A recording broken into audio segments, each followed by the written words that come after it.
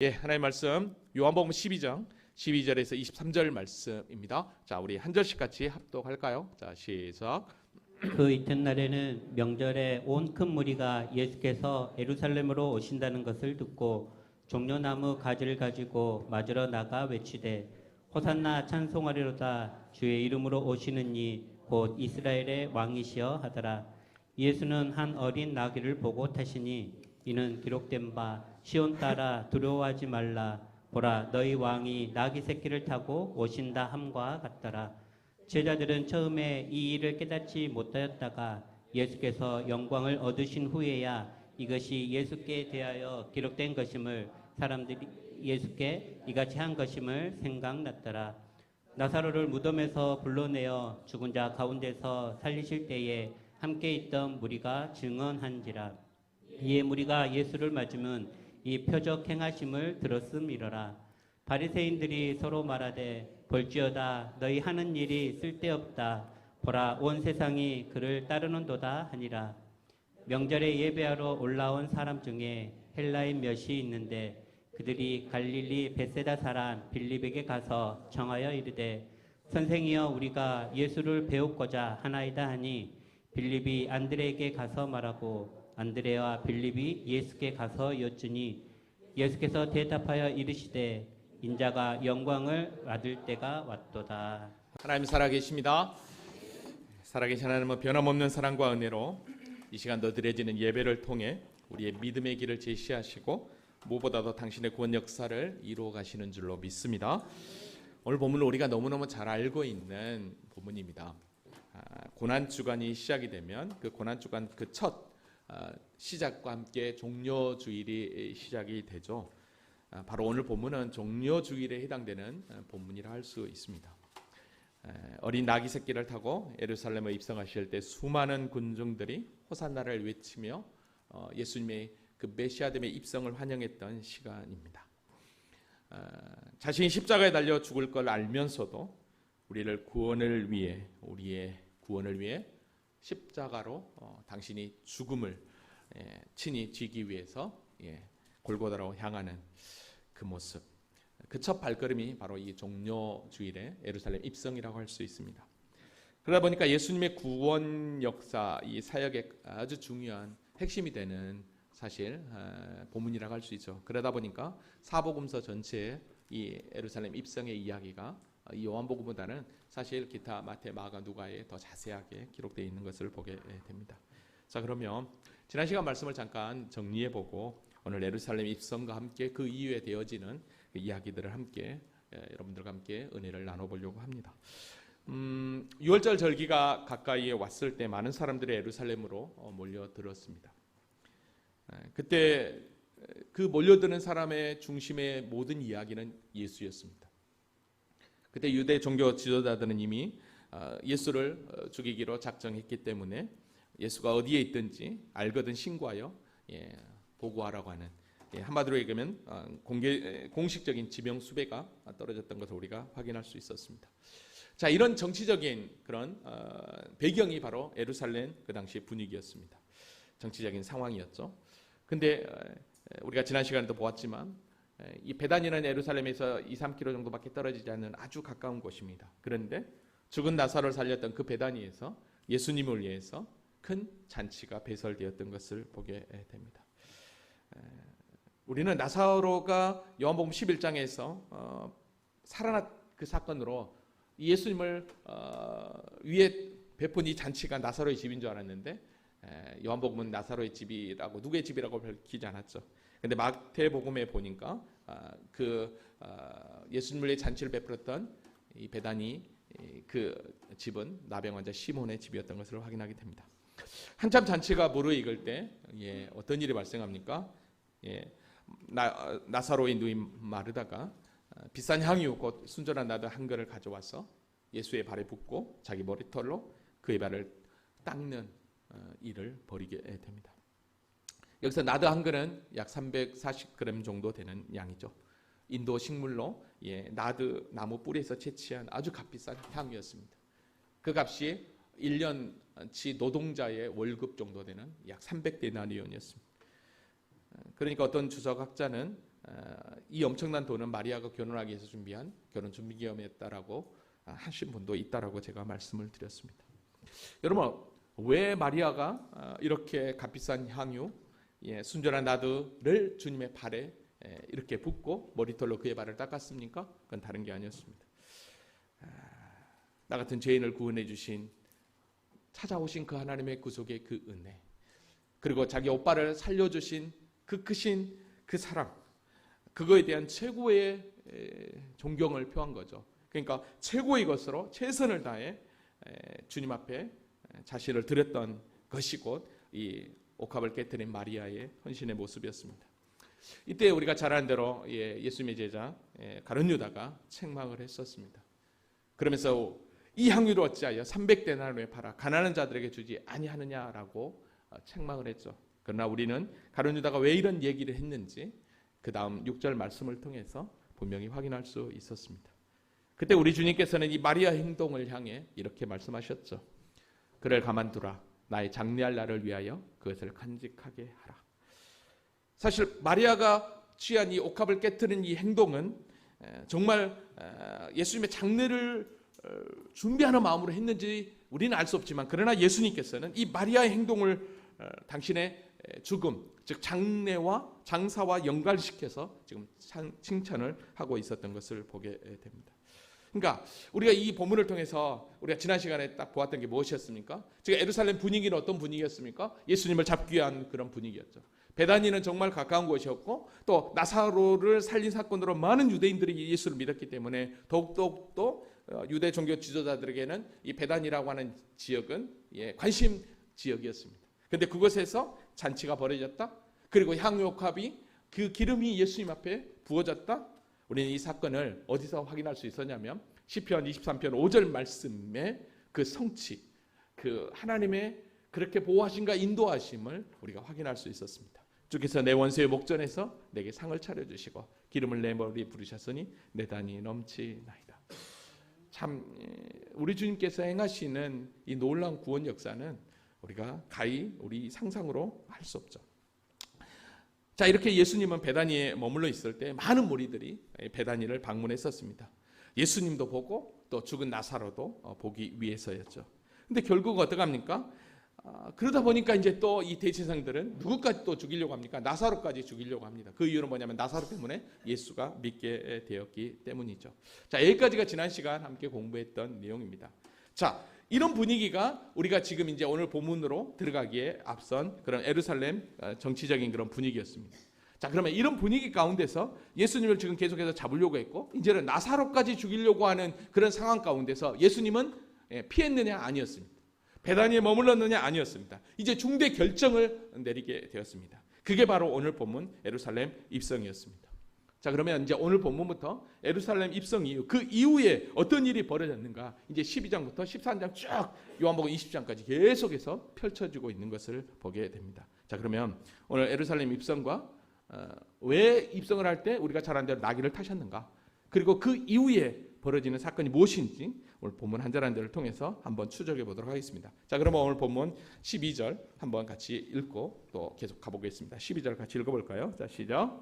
그 이튿날에는 명절에 온 큰 무리가 예수께서 예루살렘으로 오신다는 것을 듣고. 아멘. 여기서 이튿날은 마리아가 향유옥합을 깨뜨린 그 다음 날이라고 여러분들이 생각하시면 됩니다. 여기서 명절은 6월절입니다. 그러니까 그 다음 날 명절 6월절 때 예수님께서 예루살렘에 오신다고 하는 이 소식이 이 예루살렘에 이제 바닥에 퍼지게 된 것입니다. 그러니까 수많은 사람들이 동요하기 시작했습니다.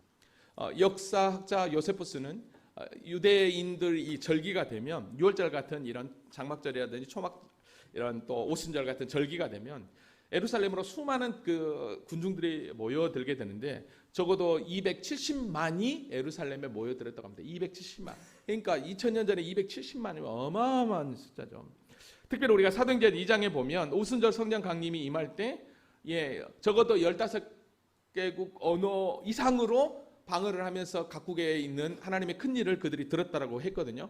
그러니까 오순절 때도 그렇게 모아졌지만 오히려 더 이 6월절 때는 더 많은 숫자가 어마어마해 모였던 것을 우리가 보게 됩니다. 자, 근데 예수님께서 이렇게 입성하신다고 하는 그 소식을 들으니까 이 예루살렘에 모였던 수많은 군중들이 어떤 세레모니를 하냐면 오늘 보면 13절입니다. 종려나무 가지를 가지고 맞으러 나가 외치되 호산나 찬송하리로다 주의 이름으로 오시는 이 곧 이스라엘 왕이시여 하더라라고 이야기합니다. 수많은 군중들이 지금 종려나무 가지를 흔들면서 예수님의 입성을 환영을 합니다. 여러분, 이 종려나무는요 유대 민족을 상징하는 나무입니다. 그래서 유대 곳곳에서 흔히 볼 수 있는 나무라고 할 수 있습니다. 여러분, 이 종려나무는요 구약적 관점으로 해석하면 성경에 보면 의인을 이야기할 때 종려나무 같다라는 표현을 하고요. 그다음에 이스라엘 통치자 또 승리를 뜻하기도 합니다. 근데 특별히 여러분, 이 종려나무 하면 왜 이들이 종려나무를 들고 흔들었느냐, 이걸 보면 요한복음 우리가 10장에서 수전절을 공부를 했었습니다. 여러분, 이 수전절은 구약에 나온 절기가 아니었죠. 이 수전절은 BC 165년이죠. 이 유다 마카비가 그 당시 하스모니 셀루코스 왕조인 안티오코스 사제 에페파네스가 엄청난 유대를 박해할 때 혁명을 일으키게 되었죠. 그래서 유다가 독립을 하게 됩니다. 그게 이제 마카베 혁명을 통해서 독립을 하게 되고 100년 동안 유다가 독립을 하면서 이 안티파네스가 이 성전에 막 이 우상을 섬기고 돼지 머리를 막 올리다 보니까 이 성전을 청소하는 날로 이 수전절이 되었거든요. 자, 근데 여러분, 이 마카비가 혁명을 일으키고 그다음에 유다가 독립을 하고 막 이제 성전을 탈환했을 때 그 당시에 수많은 사람들이 이 종려나무 가지를 흔들면서 그 독립을 찬양하고 이 마카비 혁명의 그 승리를 자축했다라는 거죠. 그러니까 지금 이스라엘 이 유대인들이 6월절에 예수님이 입성할 때 이 종려나무 가지를 흔들고 막 흔들었다는 것은 어떤 메시아를 기다리고 있냐면 바로 마카비아와 같은 그런 메시아, 즉 로마로부터 정치적 메시아, 우리를 구원할 그 메시아로 지금 뭐요? 손을 흔들고 있는 것입니다. 이 종려나무 가지를 가지고. 자, 근데 이 종려나무 가지를 가지고 흔드는데 그들이 뭐라고 연호했냐면 호산나 찬송하리로다라고 얘기합니다. 호산나라고 하는 말은 주여 구원하소서, 이제 구원하소서라고 하는 뜻이거든요.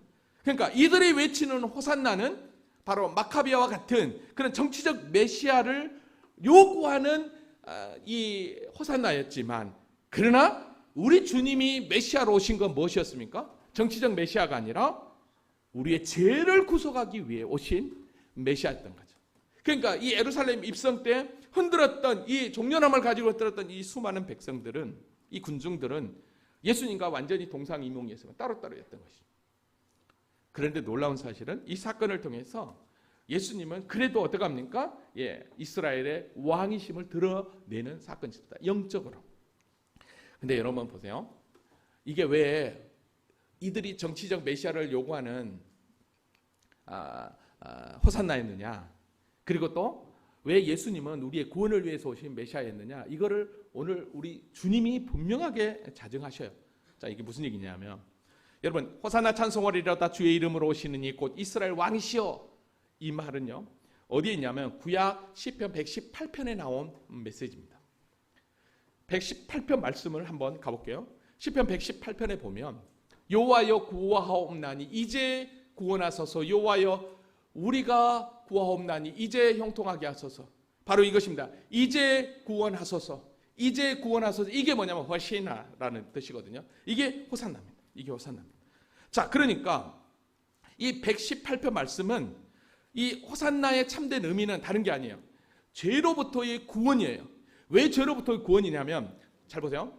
이 시편 118편 25절 26절 다음에 27절에 뭐라고 메시지가 뜨냐 하면 이렇게 뜹니다.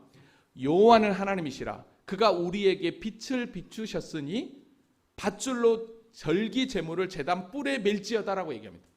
자, 절기 제물을 제단 뿔에 맨대요. 여러분, 제단 뿔 하면 우리가 레위기를 공부해서 알지만 권세와 능력을 상징하기도 하고요. 이 제단 뿔의 역할이 어떤 역할이 있냐면 우발적으로 살인이나 범죄를 저질렀을 때 그들이 피할 수 있는 길이 뭐였냐면 도피성으로 피하는 거였습니다. 그리고 도피성으로 피하고 또 그들이 우발적인 죄를 졌을 때 피할 수 있는 방법이 뭐냐면 여기 있는 제단 뿔을 붙잡는 거였어요. 여러분, 그래서 우리가 왕상 1장에 가보면 이 아도니아가 이 반역을 꾀할 때 제단 뿔을 붙잡아서 살았던 것을 보게 됩니다.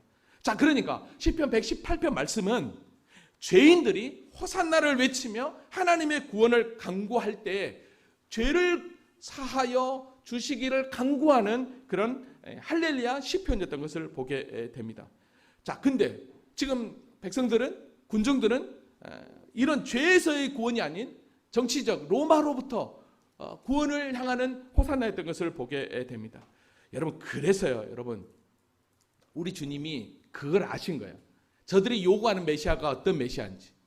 그래서 우리 주님께서 일부러 승리를 상징하는 말을 타고 입성하는 게 아니라 평화와 겸손과 온유를 상징하는 나귀를 일부러 타신 것입니다. 그래서 그걸 통해서 나는 너희가 원하는 메시아, 그런 메시아가 아니라 죄에서 구원하러 온 호산나, 즉 메시아다는 것을 여기서 당신이 행동을 통해서 보여주십니다. 여러분, 그래서 14절에 가보니까 예수는 한 어린 나귀를 보고 타시니라고 이야기를 합니다. 근데 여러분 보십시오. 이 나귀는요, 우연히 예수님이 타신 게 아니에요. 우연히 탄 게 아니라 다른 복음서에 보면 찾으셔서 그걸 끌고 와서 타셨다는 사실입니다. 그걸 보면 지금 그들이 요구하는 호산나, 즉 메시아의 그런 관점으로 우리 주님이 오신 게 아니라 정말 죄에서 저 백성을 구원하기 위해 오셨다는 것을 여기서 다시 한번 확인하게 되는 것이죠. 마가복음 11장 2절에서 3절에 보면 이르되 맞은편 마을로 가라. 그리로 들어가면 곧 아직 아무도 타보지 않는 나귀 새끼가 메어 있는 것을 보리니 풀어 끌고 오라라고 이야기합니다. 그리고 주가 쓰시겠다 하라고 이야기를 하죠. 그러니까 우리 주님께서 정말 개선장군처럼 말을 타고 입성하는 게 아니라 이 나귀를 타고 있었던 것은 그렇게 너희들을 꿈꾸는 정치적 메시아가 아닌 평화의 왕으로, 겸손의 왕으로 오신 메시아임을 드러냈던 것입니다. 그러니까 히브리 관점으로 보면 이게 이제 그 유대 문학인데요. 히브리 관점으로 보면 이 말은 전쟁, 교만을 상징하지만 나귀는 평화와 겸손을 상징합니다. 여러분, 그래서 우리 주님께서 이렇게 나귀를 타고 입성하셨다는 것을 이거를 뭘로 어떻게 나타냈느냐? 여러분, 오늘 본문 다시 15절을 가보니까요, 이렇게 이야기합니다. 기록된 바라 했어요. 왜 우리 주님께서 나귀를 타고 입성하셨느냐? 기록된 바. 시온에 따라 두려워하지 말라. 보라, 너희 왕이 나귀 새끼를 타고 오신다 함과 같더라라고 얘기합니다. 여기서 기록된 바는 구약 성경 어디에 기록되어 있다는 말이잖아요. 근데 이게 어디에 기록됐느냐라고 보니까 스가랴서 9장 9절에 기록되어 있었어요. 스가랴서 9장 9절 같이 한번 읽어볼까요? 자, 시작. 시온에 따라 크게 기뻐할지어다. 예루살렘에 따라 즐거이 부를지어다. 보라, 내 왕이 내게 임하시나니 그는 공의로우시며 구원을 베푸시며 겸손하여서 나귀를 타시나니 나귀의 작은 것 곧 나귀 새끼니라. 아멘. 그러니까 예수께서 나귀를 타신 것은 여기 스가랴의 예언된 말씀처럼 그는 공의로우시며 구원을 베푸시는 하나님으로 겸손하셔서 나귀를 타셨다고 하는 것입니다. 그러니까 이것만 보더라도 어떡합니까? 우리 주님이 메시아로 오신 것은 정치적 메시아로 온 게 아니라 우리의 죄를 구원하러 오신 메시아였다는 거예요. 여러분, 근데요, 이 스가랴서 9장 9절이 여기서만 끝나는 게 아니에요. 정말로 죄에서 우리를 구원하게 오신 메시아라는 것을 그 다음 10절, 11절에서 이야기하는데 제가 세번역 성경으로 여러분들에게 소개를 하겠습니다. 여러분 10절 한번 봐보세요. 내가 에브라임에서 병거를 없애고 예루살렘에서 군마를 없애며 전쟁할 때 쓰는 활도 꺾으려 한다. 그 왕은 이방 민족에게 평화를 선포할 것이며 그의 다스림이 이 바다에서 저 바다까지 유브라데 강에서 땅끝까지 이를 것이다 라고 얘기해요. 자, 보세요. 지금 왕이 어떻게 한다는 거예요? 병거를 없애고 군마를 없애고 활을 꺾는다라는 거예요. 그러면서 모든 민족에게 평화를 선포한대요. 그것이 땅끝까지 이르게 된다라는 거예요. 이게 바로 메시아의 구원 사역이죠. 자, 근데요, 11절은 더 분명하게 이야기합니다. 여러분 11절 볼게요. 너에게는 특별히 너와 나 사이에 피로 맺은 언약이 있으니 사로잡힌 내 백성을 내가 물 없는 구덩이에서 건져낼 것이다라고 해요. 너와 나 사이에 피로 맺는 언약이라고 얘기합니다. 이게 뭐예요? 십자가죠. 즉, 그러니까 사단에게 죽음에 사로잡힌 백성들을 우리 주님께서 물 없는 구덩이에서 건져낼 것을 선포하고 있는 것입니다. 그러니까 바로 이 메시아는 칼과 창이 아닌 언약의 피로 평화를 선포하며 당신의 피로 우리를 구원하러 오신 메시아다는 것을 여기서 스가랴서 9장 9절부터 11절까지 잘 이야기하고 있는 것이죠. 여러분, 그래서 우리 주님께서 어떻게 합니까? 당신이 여기에 나온 대로 멋지게 그냥 이들이 요구하는 그런 개선 장군처럼 말 타고 입성하는 게 아니라 이미 구약에 예언된 대로 당신이 어떻게 구원을 하러 오셔서 어떻게 십자가에 죽을 것인가를 이미 하나님의 계획 가운데 그 뜻을 이루기 위해서 여러분 오셨다는 것을 보게 됩니다. 여러분 그러니까요, 제자들이나 거기 있는 사람들이 자기들이 막 호산나를 외쳤지만 사실 왜 예수님이 이렇게 한지를 몰랐어요. 근데요, 오늘 본문 여러분 16절에 보니까 이 요한복음을 기록한 이 요한이요, 이 전지적 이 작가 시점의 관점으로 이렇게 씁니다. 뭐라고 씁니까? 제자들은 처음에 이 일을 깨닫지 못하였다가, 처음에는 몰랐어요. 왜 그랬는지, 왜 예수님이 나귀 새끼를 타고 이게 뭐야 이랬는데 예수께서 영광을 얻으시니, 예수께서 영광을 얻었다는 것은 십자가의 죽음, 부활, 승천, 그리고 성령이 임한 이후, 그러니까 성령을 받고 나서 어떡합니까? 이것이 예수에 대하여 기록된 것인가, 스가랴 9장 9절에 나와 있는 그 내용, 기록된 것인가, 사람들이 예수께 이같이 한 것임을 깨달아, 그랬구나, 이게 이제 여기서 그렇게 깨닫게 된 것을 보게 됩니다. 그러니까 왜 예수님께서 이렇게 나귀를 타고 입성하셨는가? 이건 다른 게 아니었습니다. 절작이 하나님의 말씀에 순종하며 겸손히 그렇게 우리를 위해서 죽으러 들어오셨구나라는 것을 그때서야 깨달았던 것이죠. 사랑하는 성도 여러분, 우리의 신앙도 마찬가지 아닙니까? 처음부터 신앙생활하며 말씀을 듣고 바로바로 깨달음을 얼마나 줬습니까? 근데 교회를 다니면서 또 성령의 강권적인 은혜로 말씀을 듣고 또 듣고 그러다 보면 끊임없이 내 삶 가운데서 믿음의 삶이 일어나고 변화된 삶이 일어나다 보면 어떡합니까? 믿음이 생기고 더 말씀을 더 알게 되는 거죠. 아멘입니까? 아멘입니다. 여러분 근데요, 오늘 본문에서 수많은 군중들이 예수님을 향해 호산나를 외쳤다고 그랬죠. 근데 그 군중들이 호산나를 외칠 때 아주 꽤 작용했던 그런 사건이 하나 있습니다. 그게 바로 뭐냐면 바로 나사로의 그 부활 사건이었습니다. 여러분 그래서 오늘 보면 17절에 이렇게 얘기합니다. 나사로를 무덤에서 불러내어 죽은 자 가운데서 살리실 때 함께 있던 무리가 증언한지라. 자, 그러니까 이거예요. 예수님이 예루살렘에 입성한다라고 딱 하니까 수많은 유대 디아스포라들이 예루살렘에 모여들었잖아요. 근데 모여든 그 군중 가운데는 예수님의 기적과 표적을 본 사람도 있고 전혀 소문만 들었던 자가 있었던 거죠. 근데 가장 최근에 어떡합니까? 나사로, 죽은 나사로까지 살렸다라고 이야기했던 것입니다. 여러분 그러니까 죽은 자도 살리신 분이시다. 그 다음에 오병이어 기적을 통해서 떡을 제공하신 분이시다. 수많은 기적과 이적들, 그리고 어떡합니까? 지금 유대 이 종교 지도자들이 예수님을 잡으려 했지만 지금 잡지도 못하고 계속 이렇게 반감을 하고 있거든요. 그 모습을 보니까 야, 이분을 우리가 메시아로 모시면 얼마나 좋겠다 생각을 했던 것이죠. 그러니까 어떡합니까? 이 나사로의 이야기를 듣고 더 많은 사람들이 이 예루살렘 입성에 종려나무를 가지고 흔들면서 입성했던 것을 우리가 보게 됩니다. 아멘입니까? 그럼 여기까지 입성을 우리가 다시 한번 정리해 보면 다른 게 아니었습니다. 6월절 절기를 맞아 예루살렘에 오는 수많은 사람들은 그 예수의 표적을 듣고 저분이야말로 우리가 그렇게 우리를 위해서, 즉 로마로부터 정치적 해방을 줄 메시아로 생각하고 유다 마카비처럼, 그래서 어떡합니까? 예루살렘 입성 때 호산나를 외치며, 그 호산나는 동상이몽이었죠. 우리를 정치적 세력에서 우리를 구원할 그런 메시아였던 것을 우리가 보게 됩니다. 그렇지만 여러분, 그들이 나중에 어떡합니까? 그렇게 외쳤잖아요. 근데 그 외침이 한순간에 돌변을 합니다. 그렇게 주님을 환영했던 호산나를 외치며 주여 나를 구원하소서 외쳤던 그들이 한순간에 돌변을 하는데 어떡합니까? 며칠 지나지 않아서 그들이 하나같이 소리칩니다. 옵시하소서 옵시하소서, 그를 십자가에 못 박게 하소서. 여러분 이걸 보면 표적이라든지 참 믿음은 진짜 하나님의 말씀을 듣고 그 말씀을 통해서 우리 가운데 역사할 때 진짜 믿음이 생기는 것이지, 눈으로 보고 귀로만 듣고 그리고 표정만 쫓는 믿음은 결코 우리의 믿음을 세울 수 없는 것이죠. 그래서 로마서 10장 17절에 이렇게 얘기합니다. 믿음은 들음에서 나며 들음은 그리스도의 말씀으로 말미암아 안 되니라. 여러분 우리가 말씀을 잘못 해석하고 잘못 보면 아무리 말씀을 많이 읽어봤자 아무 소용없는 것입니다. 성령께서 그 말씀을 강건하게 우리를 깨닫게 하시고 알게 할 때 우리 믿음이 세워지는 것을 보게 됩니다. 아멘입니까? 자, 한번 봐보세요. 그러면 여기서 이제 우리가 카메라를 어디로 옮기냐면 유대 종교 지도자들한테 한번 옮겨봅시다. 여러분 잘 한번 생각해 보세요. 지금 유대 종교 지도자들은 예수님을 죽이려고 모의까지 하고 나사로까지 죽이려고 했잖아요.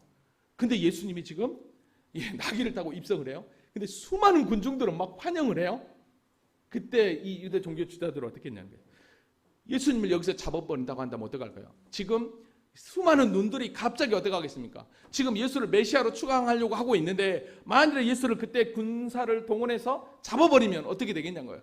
이들이 한순간에 폭도로 변해가지고 이게 이제 문란을 일으키면 어떻게 하겠냐. 이게 엄청난 일이 벌어지게 되는 거죠. 그러다 보면 오히려 더 자신들의 계획이 완전히 수포로 돌아가 버릴 수 있기 때문에 지금 반감만 하고 있는 거예요. 왜? 어떻게 할 수 없는 거예요. 왜? 군중들이 눈이 있는데 함부로 할 수 없는 것입니다. 여러분 그때요 이 바리새인들이 이렇게 고백을 합니다. 오늘 보면 19절을 가볼게요. 바리새인들이 서로 말하되 서로 얘기하는 거예요. 이게 유대 종교 지도자들이죠. 볼지어다 너희 하는 일이 쓸데없다. 보라 온 세상에 그를 따르는도다라고 얘기합니다. 이게 무슨 얘기입니까? 야 우리가 예수를 잡으려고 했는데 이게 실패다. 아니 지금 봐라 백성들이 다 예수를 쫓아가지 않냐. 이게 이제 우리가 계획한 게 이게 다 실패다. 이런 의미예요. 이런 의미. 그러면서 한숨을 그냥 훅 쉬고 있습니다. 한숨 소리 들리십니까? 그죠? 한쪽에서 기퉁이에서 자기들이 쏙쏙 하고 있는 거예요. 그런데 여러분 이렇게 자신들이 패배했다라고 실패했다라고 한숨을 쉴 때 근데 놀라운 사실은 하나님께서는 그들의 악한 의도를 이용하셔서 예수님을 십자가에 못 박아 죽임으로 당신의 구원을 완성하셨다는 거 아십니까? 여러분 사실 이 유대 종교 지도자들은요 이번에는 이건 실패다. 왜? 군중들이 예수를 이렇게까지 따르고 있는데 어떻게 할 수? 왜? 그들을 무시할 수 없거든요. 그래서 마태복음 24장에 보면 밀란이 날까 이때는 하지 말자라고 딱 했어요. 근데 여러분 하지 말자라고 했는데 놀라운 사실은 어떡합니까? 하나님은 그들의 약함을 이용해서 주의 구원 역사를 이루셨는데 어떻게 이루시냐면 며칠 있다가 가룟 자의 배신 예수님을 30일 팔므로 급하게 이 유대 종교 지도자들이 예수님을 체포해서 십자가에 죽이게 만들어 버립니다. 여러분 이걸 보면 하나님의 절대 주권, 하나님의 역사는 우리가 1분 1초도 알 수 없는 것입니다. 아멘입니까? 아멘. 자 이렇게 예루살렘 입성이 이제 어느 정도 끝났습니다. 자 끝났을 때 여러분 한번 봐보세요. 자 6월절을 지키기 위해서 처음 예수를 본 사람도 있을 거 아닙니까? 그겠죠. 왔는데 아니 도대체 저분이 누구길래 저렇게 종려나무를 가지고 흔들면서 저분을 환영할까? 호산나 우리를 구원해달라고 할까? 궁금한 사람이 있지 않겠습니까? 그래서 오늘 보면 20절에 보면 명절에 올라온 사람 중 헬라인 몇 사람이 있었습니다. 이들은 이방인이었지만 유대교로 개종한 자들이라고 할 수 있겠죠. 유대교로 개종한 자들이에요. 그러다 보니까 유대인들은 1년에 남자들은 적어도 한 번 정도는 3번 이상은 어떻게 합니까? 예루살렘 성전에 와서 예배를 드려야 됐거든요. 그러니까 6월절 절기를 맞춰서 모천 만에 온 거예요. 근데 지금 지금 성이 예수에 대한 이야기로 가득 차 있는 거잖아요. 그래서 어떻게 합니까? 진짜 예수를 만나고 싶은 거예요. 그래서 이들이 어떻게 합니까? 21절 같이 한번 읽어보겠습니다. 21절 자 시작. 그들이 갈릴리 벳세다 사람 빌립에게 가서 청하여 이르되 선생이여 우리가 예수를 배우고자 하나이다 하니. 헬라인 몇 명이 와가지고 예수님의 제자 가운데 빌립에게 가는 거예요. 빌립한테 선생님 우리가 예수를 뵙고자 하나이다. 이 얘기는 무슨 예수님 좀 만나고 싶습니다. 예수님이 도대체 누군지 알고 싶습니다. 이것입니다. 그러니까 귀로만 들었던 그 예수를 이제 내가 직접 만나보고 싶습니다. 정말로 사람을 살렸다, 죽은 자를 살렸다는데 수많은 기적을 베풀었다는데 그 예수 진짜 내가 만나보고 싶습니다. 라고 하는 사모함을 가지고 이 헬라인 몇이 예수님을 찾아간 것입니다. 여러분 우리는 여기서 뭘 이제 감지할 수 있어야 되냐면 이제 구원의 복음이 이방인에게까지도 흘러가겠다라고 하는 것을 여러분 인지하시면 좋을 것 같습니다. 21절 말씀 선생이여 우리가 예수를 뵙고자 하나이다. 이 말씀 가지고 잠깐 제 건적을 하고 오늘 마무리를 하려고 합니다. 제 목회 사역에서 이 본문 요한복음 12장 21절 말씀은 저에게 아주 중요한 터닝 포인트였습니다. 이게 무슨 얘기냐면 여러분도 어떤 세미나나 어떤 모임에 참석하면 그 모임이나 세미나에는 분명한 핵심적인 내용들이 있습니다. 근데 과거에 지금은 안 그랬는데 과거에 어떤 세미나에 가보면 정말 제가 알고 싶은 그런 내용이 있는데 그 알고 싶은 내용은 얘기 않고 그냥 두리뭉실하게 얘기하다 보면 시간, 돈 너무 아까운 것입니다. 어느 날 문득 목사님 저에게 설교에 대해서 이런 생각이 딱 들었습니다. 이 말씀을 묵상하는데 과연 성도들은 교회 올 때 어떤 마음으로 올까? 왜 올까? 목사에 대해서 어떤 설교를 듣고 싶어 할까? 그게 갑자기 제 머릿속에 탁 꽂히는 거예요. 세상적인 복, 성공, 잘 되는 이야기 듣고 싶을까라는 거예요. 제가 청년 때 한참 막 뜨겁게 은혜 받을 때 그때는 이제 기도원을 자주 갔었습니다. 한 2, 30분이면 가는 기도원이었거든요. 금요일 저녁마다 기도원을 갔었는데 너무 말씀에 사모함을 가지고 있으니까 기도원을 자주 갔던 것 같아요. 이제 같은 친구들하고. 근데 어느 날 기도원을 갔는데 그때는 너무 은혜를 받았는데 진짜 하나님의 말씀 알고 싶은데 어떤 강사는 막 치는 설교만 하는 거예요. 너무 힘든 거예요. 순종만 강요하고 막 율법적인 설교만 하는데 너무 힘든 거예요. 이게 진짜 위로받고 은혜 받으려고 왔는데 그리고 그 말씀을 좀 알고 싶어서 왔는데 너무 힘들었던 거예요. 근데 그 생각이 딱 나면서 과연 성도들은 교회 올 때 목사에게 어떤 설교를 듣고 싶어 할까? 우리 주님께서 수고하고 무거운 짐자들아 다 내게로 와 내가 너희를 쉬게 하리라 했는데 교회 갈 때 정말 무거운 짐 내려놓고 평안하게 가느냐 아니면 다시 무거운 짐을 지고 다시 또 가느냐. 그때 어떤 생각이 드냐면 이 말씀이었어요. 선생이 우리가 예수를 뵙고자 하나이다. 그래 맞아. 성도들은 제가 청년회 때 그랬던 것처럼 진짜 하나님의 말씀 듣고 싶어하고 진짜 예수를 더 알고 싶어 한다라고 제가 딱 이 말씀을 통해서 꽂히게 됐어요. 그래서 어떻게 되냐면 설교는 오직 성경이다. 내가 성경에서 성경으로 푼다 라고 하면서 그때부터 설교 학교, 그 다음에 성경 문화 배경 세미나, 그 다음에 어성경이 읽어지네, 그리고 성경에 관한 어떤 문화적인 배경, 어떤 백그라운드 막 그런 세미나들은 다 찾아다녀요. 그러니까 다 찾아다니면서 그러면서 어떻게 합니까? 그거를 설교에 적용을 하다 보니까 처음에는 힘들었어요. 처음에는 제가 이렇게 그러면서 성경으로만 설교하자라고 하면서 이렇게 여러분처럼 한 절 한 절 본문을 강의한 게 벌써 15년 이상이 돼요. 15년 이상이고 그때부터 PPT를 이렇게 매 예배 시간마다 만들어서 그리고 이렇게 부족하면 미자립 교회에 있을 때는 칠판까지 놔두고 제가 설명을 했던 것 같아요. 이 말씀만 가지고. 그랬더니 처음에는 성도들이 너무 힘들어했어요. 좀 재밌는 이야기도 하고 어떤 것도 했는데 매 말씀 갖고 한 절 한 절 이렇게 풀고 가니까 시골 분들도 너무 힘들어했고 어르신들도 너무 힘들어했어요. 근데 여러분 시간이 어느 지나니까 그게 은혜예요. 은혜로 다가왔어요. 저뿐만 아니라 제가 사역을 하면서 정말 말씀이 이런 거구나. 성도들에게 정말 성도들이 듣고 싶어하는 건 성경에 나와 있는 예수 얘기고 하나님 얘기구나. 다른 얘기가 아니구나. 왜? 세상 얘기는 더 다른 데서 들을 수 있으니까. 여러분 그러면서 제가 그렇게 했더니 놀라운 일들이 일어났어요. 제가 여기 오기 전에 모안에 있는 이제 월선리에 있는 월선 제일교회인데 제가 교회 한번 보여드릴게요. 교회 되게 이쁘죠.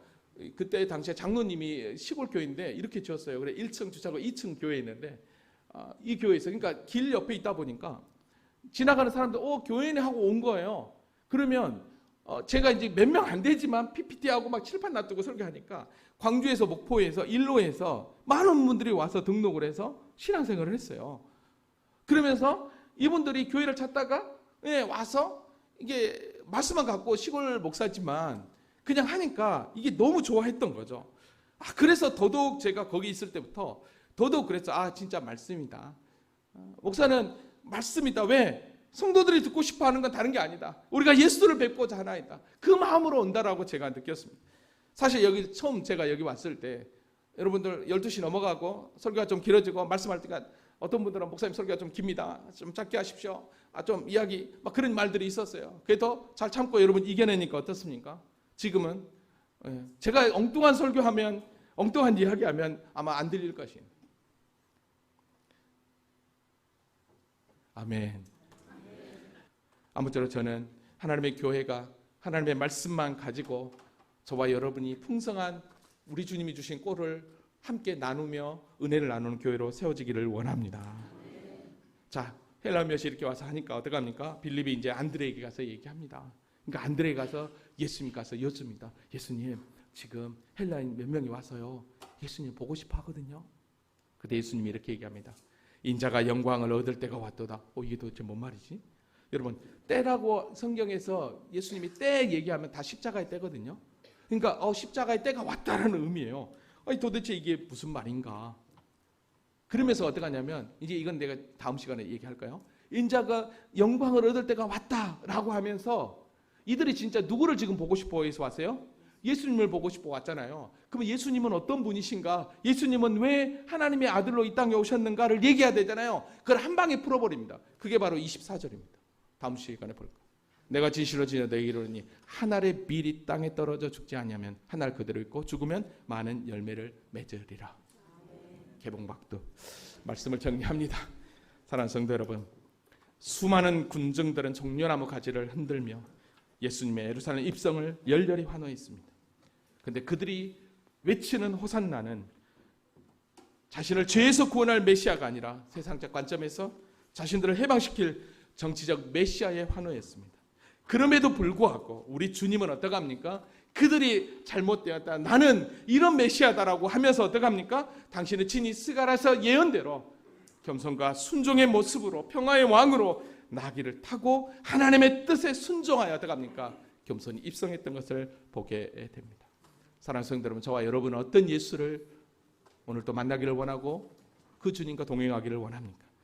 눈에 보여지는 표적, 나에게 복을 주는 그 예수를 만나기를 원합니까? 아니면 순종과 겸손으로 하나님의 뜻을 쫓아 십자가를 향하는 그 주님, 나를 구원하기 위해서 어떻게 당신께서 그 사랑의 길을 걸어가셨는지를 그 주님을 더 알기를 원합니다.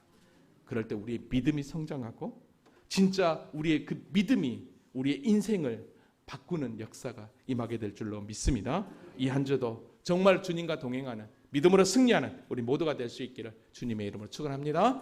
아멘. 우리 다 같이 자리에서 일어나시겠습니다.